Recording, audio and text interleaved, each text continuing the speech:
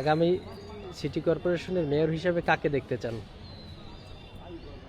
আগামী city corporation mayor হিসাবে বরিশালবাসী যাদের দেখতে চায়, অধিকাংশ মানুষেরই মতামত হচ্ছে অ্যাডভোকেট মোয়াজ্জেম হোসেন হেলাল। কেন?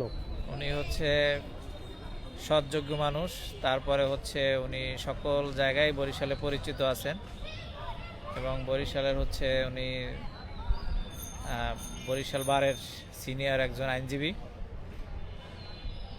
এই সব মিলেই হচ্ছে তাকে মানুষ চায় এবং সেই হওয়া উচিত। আমরা বরিশালের মেয়র হিসাবে অ্যাডভোকেট মোয়াজ্জেম হোসেন হেলাল সাহেবকে দেখতে চাই।